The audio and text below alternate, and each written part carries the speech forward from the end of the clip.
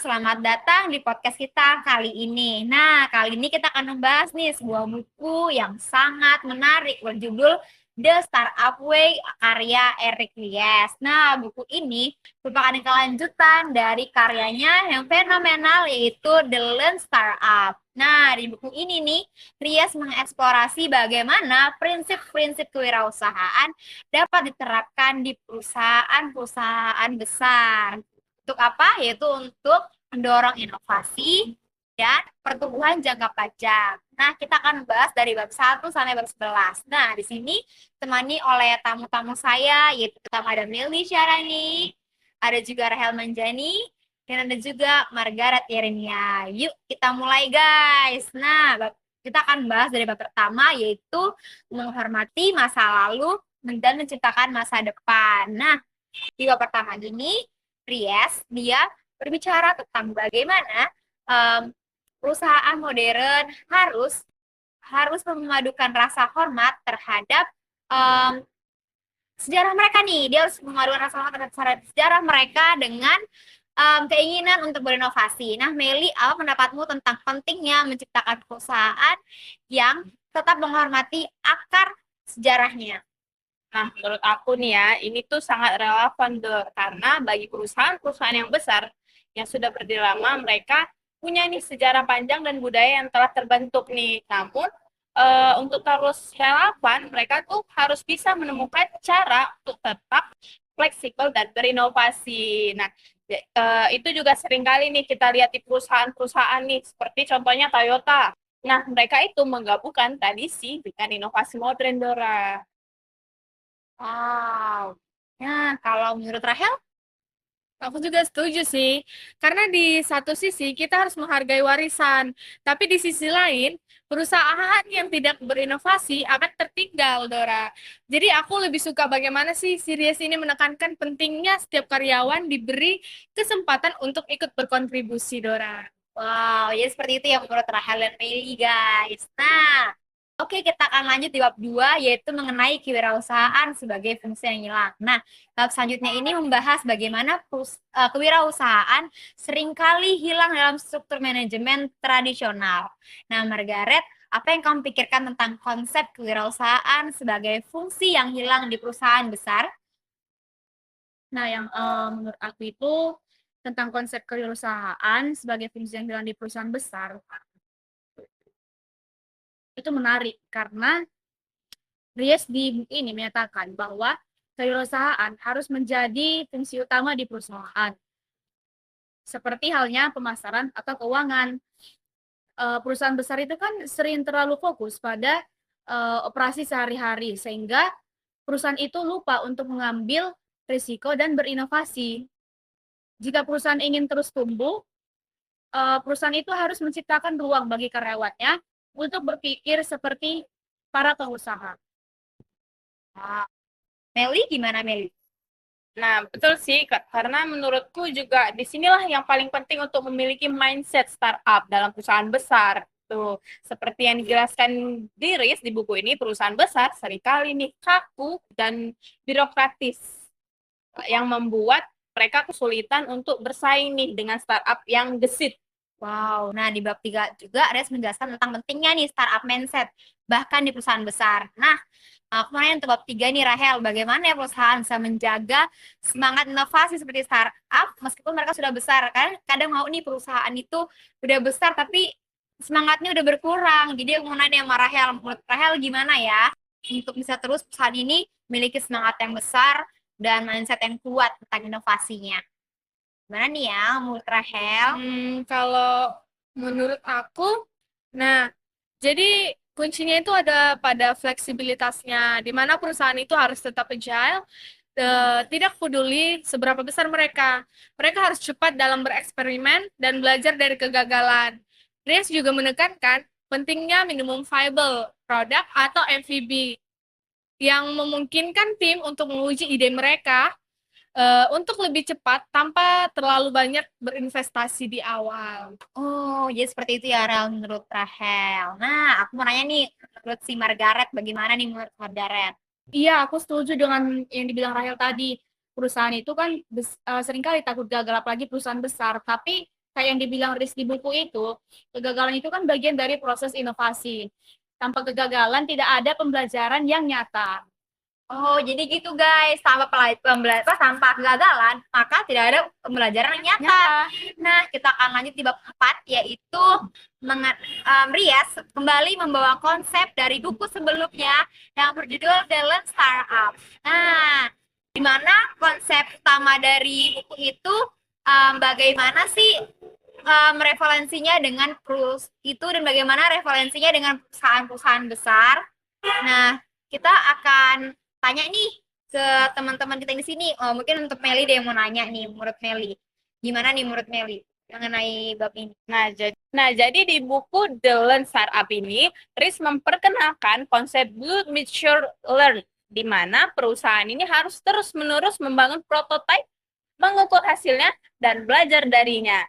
Nah, prinsip ini nih penting bagi perusahaan besar untuk tetap inovatif nih di tengah perubahan pasar yang cepat. Jadi mereka harus siap untuk terus beradaptasi dan berinovasi seperti yang dilakukan oleh startup, Dora. Oh, jadi begitu ya Meli. Iya. Wow, dapat informasi yang sangat manfaat sekali bukan? Nah, kita akan lanjut nih di bab kelima sampai bab 7, di mana bab 5 sampai bab 7 ini dia membahas mengenai sistem manajemen untuk inovasi. Situ akan dibahas mengenai fase-fase transformasi. Nah, bab 5, 4, 7 ini dia fokus pada bagaimana mengelola inovasi dan fase-fase transformasi di perusahaan besar. Nah, aku mau nanya nih sama Margaret nih yang di ujung. Margaret, apa pendapatmu tentang tantangan terbesar yang dihadapi oleh perusahaan besar ketika mereka mencoba bertransformasi? Kalau menurut aku nih, tantangan terbesar dalam yang dihadapi perusahaan itu adalah mengatasi resistensi terhadap perubahan. Banyak orang yang sudah nyaman dengan status quo dan sulit bagi mereka untuk beradaptasi dengan cara kerja yang baru dan yang lebih cepat serta dinamis. Di buku ini juga Rias membahas tuh bagaimana perusahaan harus mencapai masa kritis inovasi di masa awal sebelum mulai memperbesar skalanya. Oh, jadi seperti itu ya Margaret ya? Iya, betul. Oke nih, kita akan lanjut nih di bab 8. Gak terasa guys, sudah sampai bab 8 aja kita. Dimana bab 8 ini akan membahas mengenai sistem mendalam, yaitu di sini Rias memperkenalkan mengenai konsep, apa nih konsepnya nih? Konsepnya yaitu konsep sistem mendalam untuk mendukung inovasi berkelanjutan. Oke, Rahel nih yang mau nanya, menurut kamu apa ya yang paling penting dari sistem ini? Jadi yang paling penting itu dalam sistem ini adalah struktur dan budaya perusahaannya, di mana perusahaan itu harus dapat mendukung eksperimen terus-menerus. Tanpa sistem yang mendalam, inovasi hanya akan menjadi eksperimen, Dora, dalam jangka pendek yang tidak akan berkelanjutan. Dan Ries menekankan bahwa manajemen bisa membuat sistem yang memungkinkan inovasi tetap berjalan di seluruh level. Oh, jadi seperti itu untuk Rahel sendiri nih ya. Oke. Kita akan lanjut nih di bab 9. Oke, kita akan lanjut nih guys ke bab 9, yaitu Innovation Accounting. Di sini Eric Ries memperkenalkan konsep akuntansi inovasi yang bertujuan untuk mengukur kemajuan dalam startup atau proyek inovasi. Oke, kita akan bertanya nih ke kawan saya di sini, bagaimana menurut Meli nih mengenai akuntansi inovasi ini sendiri? Kalau menurut aku sih ya, Dor, akuntansi itu kan inovasinya benar-benar penting nih dalam memastikan bahwa kita tidak hanya berasumsi bahwa inovasi berjalan dengan baik, tapi kita juga bisa mengukur nih kemajuan secara objektif. Nah, jadi Eric Ries ini menunjukkan bahwa pendekatan tradisional ini seperti matrik keuangan seringkali nih tidak cocok untuk startup atau proyek-proyek yang inovatif karena banyak yang proyek ini sangat bergantung pada eksperimen dan pembelajaran. Jadi ini akuntansi ini nih inovasinya itu membantu kita nih untuk mengukur hasil dari eksperimen. Jadi nggak hanya sekedar pendapat atau pertumbuhan pengguna, Dora. Oh, jadi begitu, masuk akal juga nih guys. Nah, aku mau nanya nih sama Rahel, menurut Rahel masuk akal nggak? Nah, iya Dora, aku setuju. Karena apa yang menarik di bab ini adalah bagaimana sih Ries menjelaskan pentingnya tolak ukur yang tepat. Ketika kita bekerja dalam lingkungan yang penuh dengan ketidakpastian, jadi kita perlu tahu apakah kita sedang menuju arah yang benar. Misalnya itu seperti konsep will, measure, learn yang dibahas Eric Ries, yang dimana mengharuskan kita untuk terus-terus berinovasi dan belajar dari hasil eksperimen. Jadi tanpa akuntansi inovasi, kita mungkin bisa terjebak dalam kebingungan apakah produk kita benar-benar maju atau hanya diam di tempat. Tepat sekali, dan ini membawa kita ke bab 10 di mana Rias bicara tentang peran pemimpin dalam mendorong perubahan. Nah, mau nanya nih pada Margaret, menurut Margaret sendiri apa pendapat Margaret nih tentang peran pemimpin dalam mendorong perubahan dan inovasi? Boleh dong Margaret jawab nih. Oke, jadi bagaimana para pemimpin perusahaan bisa memimpin transformasi kewirausahaan? Oke, kalau menurut aku itu di bab ini sangat berfokus pada tanggung jawab pemimpin dalam menciptakan budaya yang mendukung inovasi. Kan banyak tuh pemimpin yang seringkali merasa nyaman dengan struktur yang sudah ada. Tapi yang dibahas di buku ini itu Eric Ries menunjukkan bahwa pemimpin harus bersedia mengambil risiko dan mendukung tim mereka untuk bereksperimen dan gagal. Pemimpin juga perlu memberikan otonomi kepada tim mereka untuk melakukan eksperimen yang memungkinkan mereka menemukan solusi yang baru, daripada hanya mengandalkan model bisnis yang lama. Ya, menarik sekali Margaret. Di satu sisi, pemimpin memiliki peran yang sangat besar, tapi di sisi lain, mereka harus siap nih menerima resiko dan kegagalan. Nah, Meli, bagaimana menurutmu soal peran pemimpin yang disebutkan dalam bab ini? Aku setuju sih dengan Margaret tadi nih. Jadi pemimpin tuh harus mendorong lingkungan di mana kegagalan itu dianggap sebagai bagian dari proses pembelajaran, Dora. Jadi di bab ini tuh Des juga akan membahas pentingnya membangun struktur yang mendukung inovasi berkelanjutan seperti growth.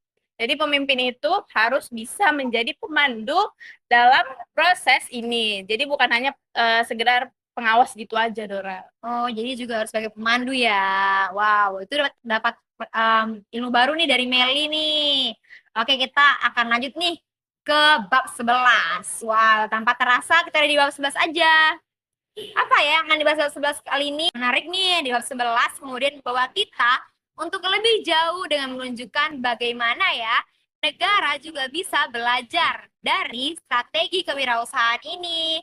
Nah, aku mau nanya nih, Rahel. Rahel, bagaimana ya peran pemerintah atau sektor publik dalam mendukung inovasi menurut Rahel?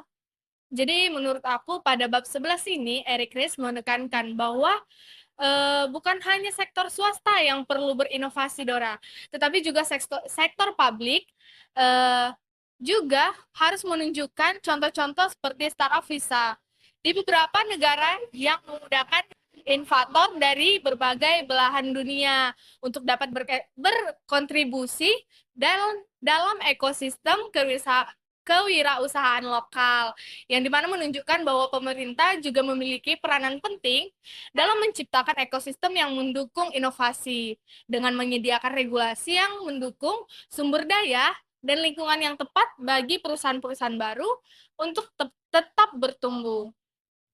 Oh, jadi itu perspektif dari Rahel ya. Sangat bermanfaat juga ya informasi dari Rahel sendiri. Nah, untuk Margaret, apakah ada tambahan nih untuk saudari Rahel yang tadi dikatakan oleh saudari Rahel? Boleh dong kata-katanya. Oh, Boleh. Iya, aku setuju sih sama yang dibilang Rahel tadi.